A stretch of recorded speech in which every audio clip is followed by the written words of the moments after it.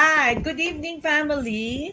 It's our Sunday jam, family jam. So, let's pray. Let's pray.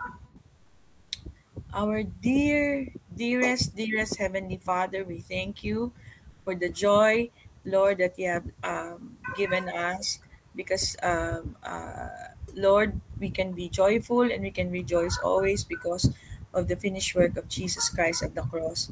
We thank you, Lord, that your word will be a portion to us tonight and we will eat it, and it will become part of our bodies.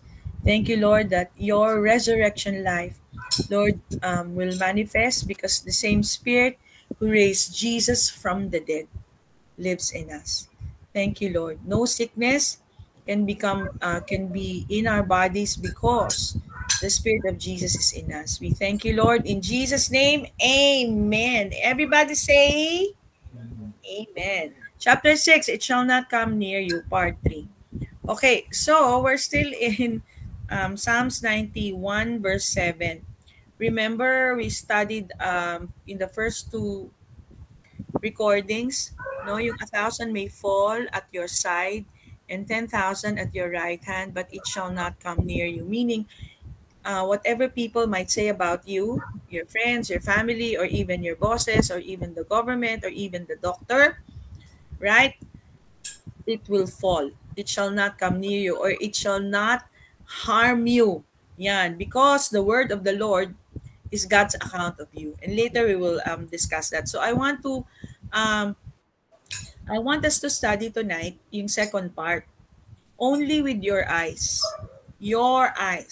shall you look and see the reward of the wicked. So something is something is I got curious with this second part. How come the wicked will be rewarded? Tingnan mo. Only with your eyes shall you look and see the reward of the wicked. How come? 'Di ba? Kasi pag inaral natin yung reward, 'di ba? Okay, first yung bago natin aralin yung reward, let's study first yung look. Look in this Psalm 91 verse 7 is nabat. Nabat. So yung ibig sabihin niyan is to cause, to behold, to consider, to look down, regard, have respect. See, yung primitive look is to scan. Look intently, by implication to regard with pleasure, favor, or care. Behold, consider, to look, regard, have respect, or see. It's the same Hebrew word nabat that was used in Psalms 34 verse 5. They looked unto him and were radiant, and their faces were not ashamed. So we look unto Jesus, and our faces become radiant, right, and not ashamed. So the word look in this verse is nabat, which is not just looking but contemplating, scrutinizing, analyzing what you are looking at. Right? It is a concentrated stare where all your thoughts and intellect are focused on what you are observing. So it pertains to the person of Jesus Christ. But turn your eyes upon Jesus. Look full to his wonderful face. Remember, when we read the Old Testament, it is always with the lens of the finished work of Jesus Christ, because our Lord Jesus Christ is a shadow. He was hidden in the Old Testament. Yan. So, only with your eyes shall you look. Your eyes. Yung eyes mo, shall you look to who? To Jesus. Tapos yung reward dyan, and see the reward. Shilumat. Shilumat. Reward. Only with your eyes shall behold and see the reward of the wicked. I was really triggered. Sabi ko, how come the wicked will have reward? Yan. So, shilimat comes from the same word as shalom. Kalain mo, the wicked will have shalom. Diba? Shilumat comes from the same root word as shalom. And shalom means what? Peace. Diba? So, how is a word which is supposed to be spun around to mean something bad? So, yung shalom, diba? Shalom, shalom. Peace related to shalemut, wholeness, the greatest blessing there is, and the way we greet each other. So the wicked gets the reward of shalom, shilumat, di ba? Shalom Semitic root simply means completion. Tetelestai. Peace is the feeling of completion, that everything has now come together, all is as it should be. So, it's very important. The psalmist does not speak of the punishment of the wicked or the destruction of the wicked, but expresses the idea in the end that all will be as it should be. So what I'm talking about here. So what happens to the wicked is shulimat, what it should be.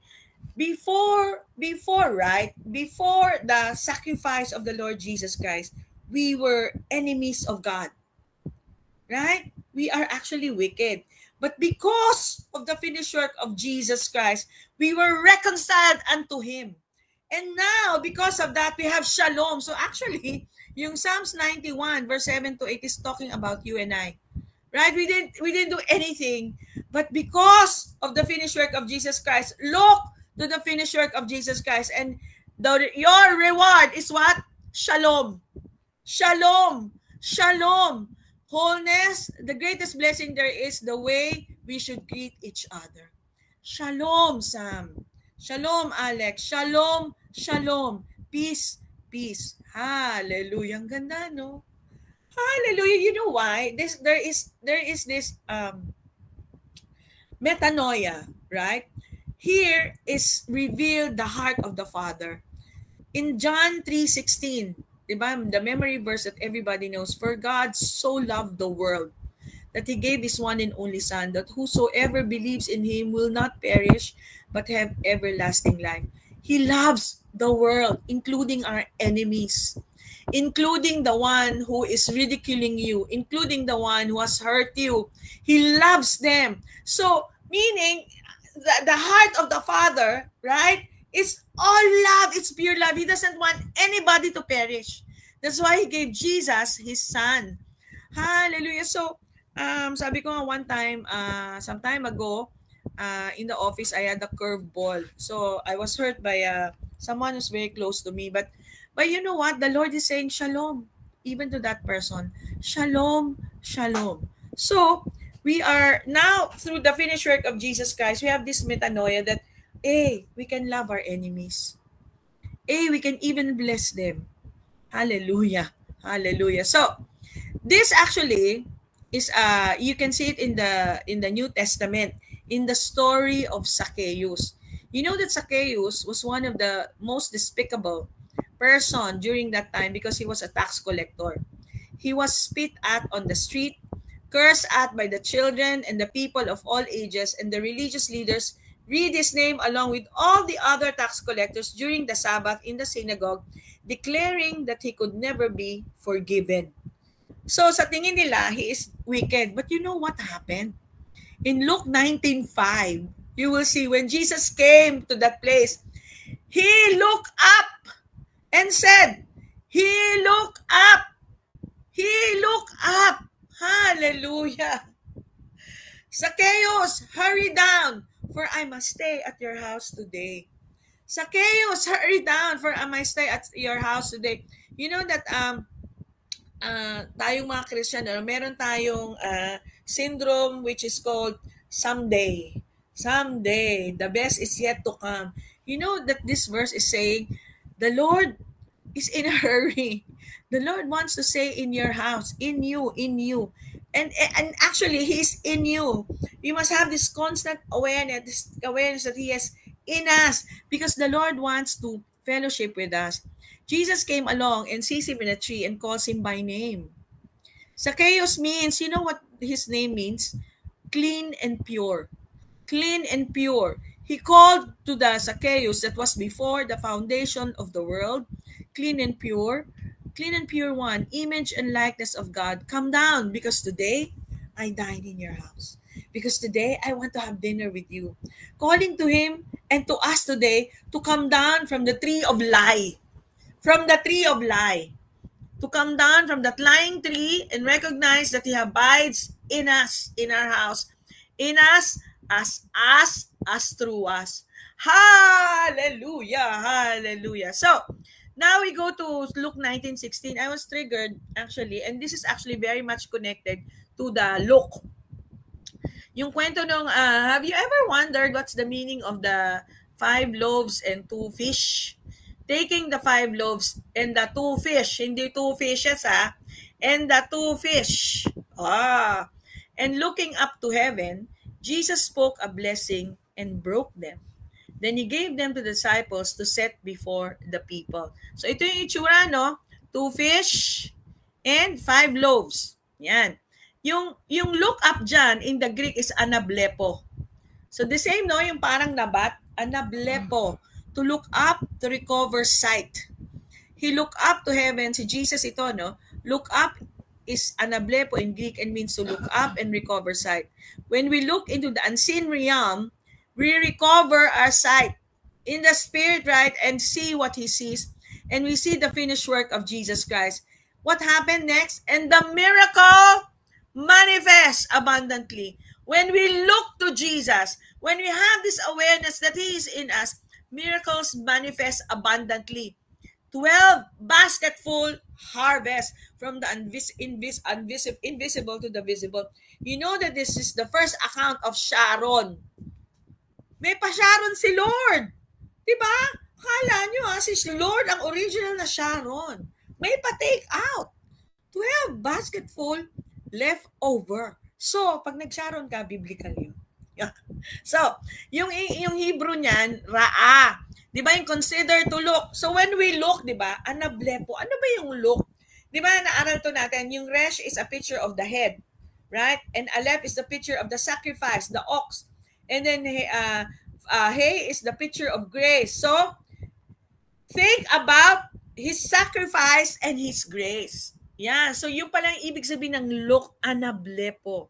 Hallelujah. So, Luke 19:12-17. Gusto ko lang i-backtrack sandali. Late in the afternoon, the 12 came to Him and said, "Send the crowd away so they can go to the surrounding villages and countryside and find food and lodging because we are in a remote area." Sabi nung 12 kay Lord, palisin na natin sila kasi para makaano na sila sa mga makahanap sila ng pagkain. You know what the Lord said? And you will see His heart. His heart that is so tender, His heart that is so loving, His heart that is so full of you, who cares for you. Sabi niya, you give them something to eat. Si Lord no mahilig kumain at mahilig magpakain. You give them something to eat. When people come to you with a care, when people come to you with a problem, give them something to eat. Ano yung eat? The gospel. Tell them about the Lord Jesus. Tell them about His love for them. Give them something to eat because Jesus is the bread of life, right? They answered, eto na, we only have 5 loaves of bread and 2 fish. Hindi fishes 2 fish.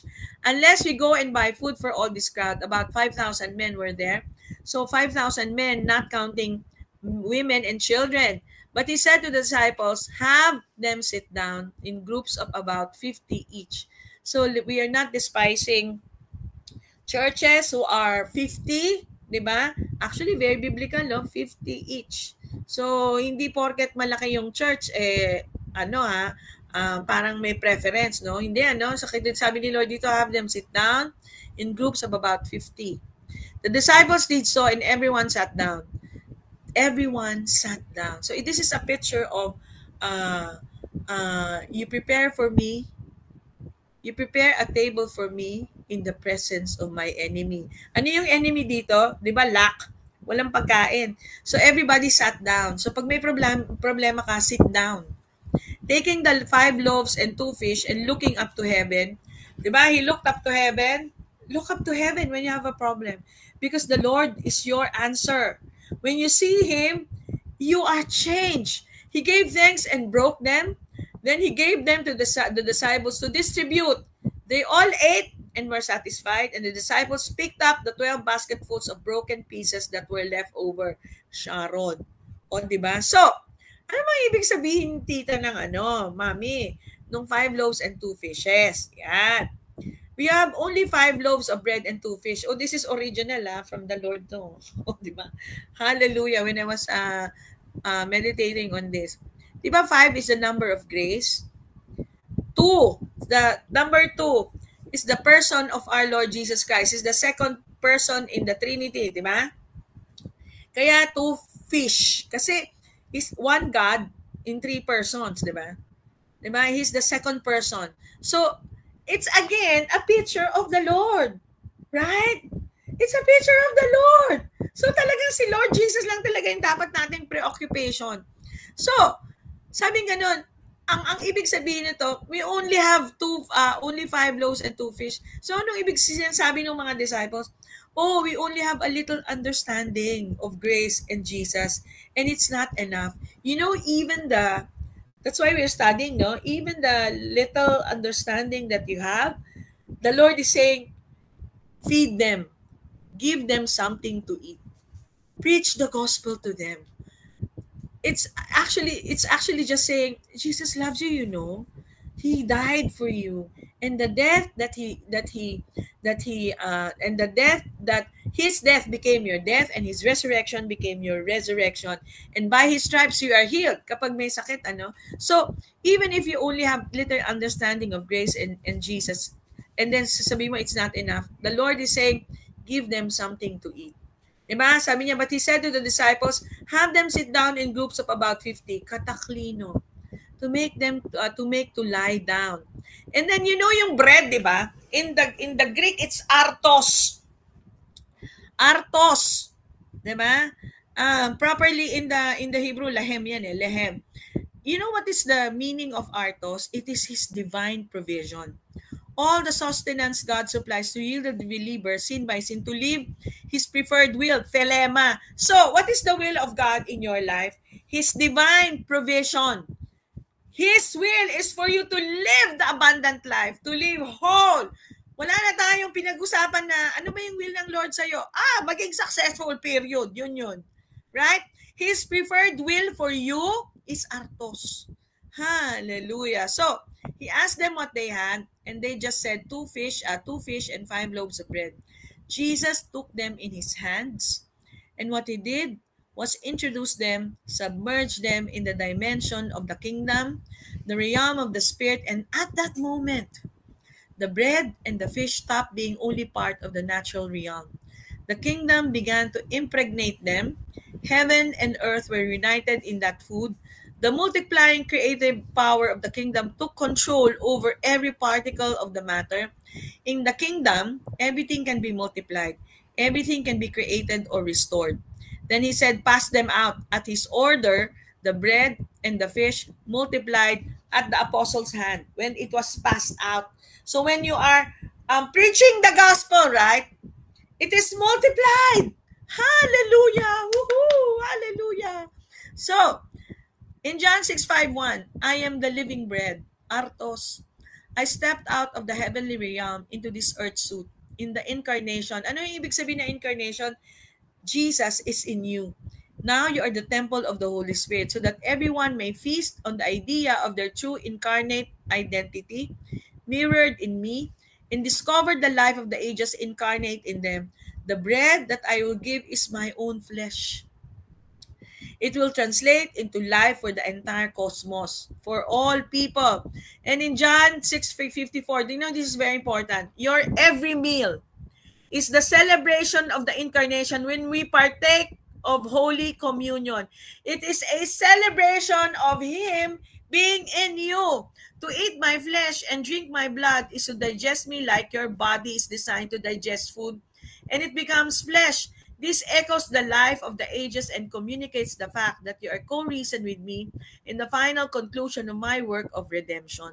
So yung words doon yun, yung number 1, every meal, yung trogon, are the present active participle from the verb to emphasize a continual or habitual eating. That's why the Lord is saying, do this in remembrance of me. Do this in remembrance of me. Let's celebrate. Let's celebrate our union. So actually, it's every time that we, di ba naaral natin before, every time that we have communion, it's a wedding feast. It's your wedding meal.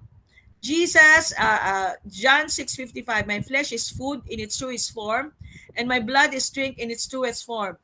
6:56, the eating of my flesh and the drinking of my blood is the celebration of our seamless union, you and me, and I in you, because you won't find you until you find me. Through thoughts eat words, like your mouth eats food, both become flesh. So in 57, as the living Father sent me and also sustains me, so will I sustain the one eating me. Because Jesus is the bread of life, right? He came to be eaten. I live through my Father, just like my daily food sustains me. So his life permanently resides in me. Now you may also continually and habitually feast on me and live through me.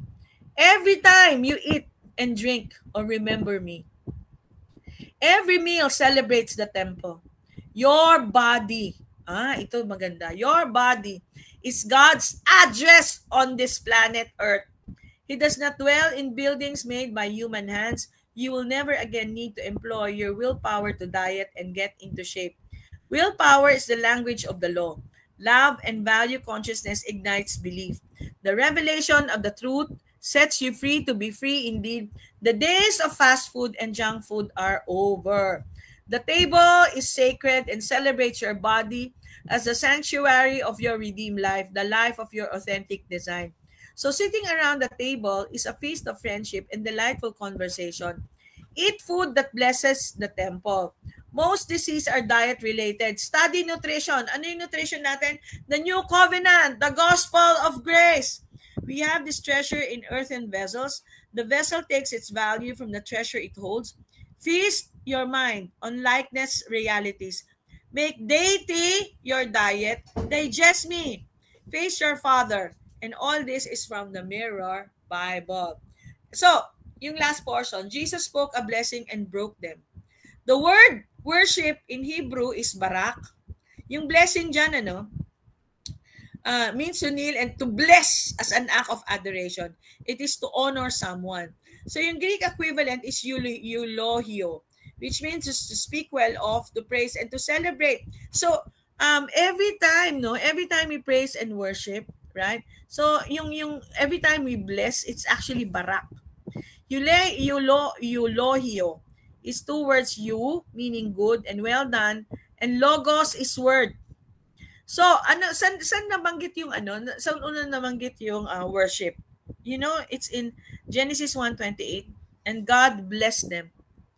Bless in the Hebrew is the Hebrew word for barak, and literally means to kneel down. It's the Lord, it is the Lord who first knelt down. Kneel down as a parent would kneel down and hold their newborn in absolute awe and adoration, because you began in the awe and adoration of God. His opinion of you hasn't changed. He still looks at you as his beloved, as one of awe and adoration. In 2 Timothy 1:9 in the Mirror translation, he rescued the integrity of our original identity and revealed that we have always been his own from the beginning, even before time was. So, balik tayo sa Genesis. Then the Lord God formed a man from the dust of the ground and breathed into his nostrils the breath of life. And the man became a living being. Now the Lord has planted a garden in the east in Eden. There he puts the man he has formed. What did Adam first hear? What did Adam first hear? In union, oneness, this is my son in whom I'm well pleased.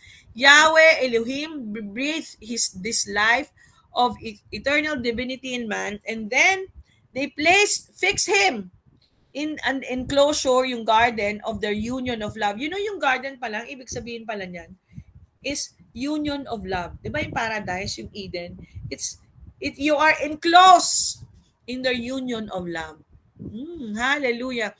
So Yahweh Elohim bending over man, breathing into him all themselves, their very breath of life, withholding nothing. They knelt down face to face with Adam, barak, to bless, to worship, imprinting this face-to-face experience with man forever. So no matter what Adam and generations after him would lose that awareness of their identity in him, they would forever in their hearts have this face-to-face experience imprinted in their hearts. Yahweh Elohim merged into Adam, their very divine being. He poured himself completely into him, filling him with the totality of his life, his spirit, his faith, injecting into them his very DNA. And then, immediately enclosed garden, him in their embraced union. All of this Adam heard. and responded to in love, walking, talking, loving, and living life in Yahweh Elohim. So, Jesus spoke a blessing and broke them. So, in essence, no, when we are experiencing things, parang yung setting doon, na doon sa 2 fish and 5 loaves, di ba merong lack? Give the God account. Just like Jesus. Jesus spoke a blessing and broke them. Romans 14:12 says, so then, each of us will give an account concerning himself to God. Dati ito natatakot ko dito sa verse na to, pero hindi pala yun ang ibig sabihin. The word account is logos, which is lego. The same word we talked about earlier in the word homologio, which is confession. Lego is to speak or to communicate. Hebrews 1:1 and 2, on many past occasions and in many different ways, God spoke to our fathers through the prophets, but in the last days, He has spoken to us by His Son. Hallelujah! And Logos is the Word, but Jesus is the Word of God. And John 1 tells us that Jesus is the Word, the Logos. So what did the Father speak in and by His Son? The Logos. What is it? It is finished!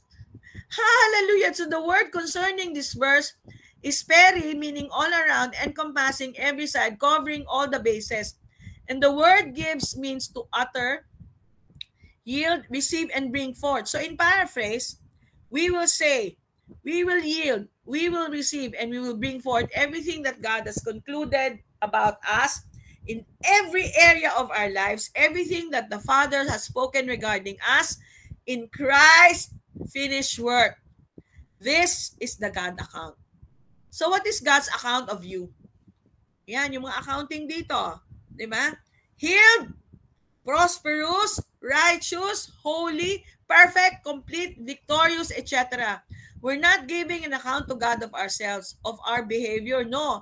Instead, we're allowing His account of us to rule our thoughts and our words. Jesus is giving us a strategy of success. Kung meron kayong i-snapshot, ito yon. All is finished. His final word, tetelestai. Finish is our homologio. Finish is our God account. It is our strategy of success in life. The word tetelestai was an accounting term used to mark a debt paid in full. And it was also a slave term used to show that a slave was no longer in bondage. As an artist term, it was declared as he stood back and announced, the picture is perfect, and laid down his brush. But my favorite, our favorite meaning of the word is a military term. It was shouted as the full and final victory over the enemy. It declared that the war or the battle was over. It was a call to lay down your weapons and go home. It was a signal of peace. It is a declaration of rest, and because we are whole and we are complete. So, Revelation 3:11. Do not let tough times make me seem distant from you. Do not let tough times make me seem distant from you. I am at hand. See my nearness, not my absence. And don't let temporal setbacks diminish your own authority either. Remember that you call the shots. Remember that you call the shots. You wear the crown. My crown endorses your crown. So finally, diba si Abraham, sabi niya, so that's why the Lord has encouraged Abraham in Genesis 17, no? Live in constant awareness that I am with you. But in Genesis 15, 2 chapters earlier, sabi ni Lord, do not be afraid. I am your shield. Your exceedingly great reward. Yung shield dyan is ganan. You know that you are surrounded, not by the enemy. You're surrounded by the Lord. Actually, He's in you to cover, to surround, and to defend. And then ano yung exceedingly, alam niyo yung sakar, yung reward? It's wages. Salary, exceedingly great salary. Abundance. Hallelujah. So, ito na actually yung last. Kasi kinanta ko to, di ba, last week. Pero gusto ko lang ulitin. So, sabi ni Lord, live in constant awareness. Live in constant awareness that He's so near. He's in you. So it's not the pale moon that excites. The Lord is actually singing to you this song, di ba? It's not the pale moon that excites me. that thrills and delights me. Oh no, Sam, it's just the nearness of you. It isn't your sweet conversation that brings this sensation. So the Lord is so in love with you that He wants the nearness of you. When you're in my arms and I feel you so close to me, you're my wildest dream which came true. I need no soft lights to enchant me if you would only grant me the right to hold you ever so tight and to feel in the night, even when you're passing through the night, no? The nearness of you. And that, my dear family, is the emphasis of His voice, that let us always remember that He's so very near, that His crown endorses your crown. You call the shot because the one who calls the shot ultimately is in you. Father God, we thank you for this beautiful time of fellowship. We thank you, Father, that you so love each and every one of us. And as we fellowship, Lord, bless each word that will be pronounced. In Jesus' name, amen.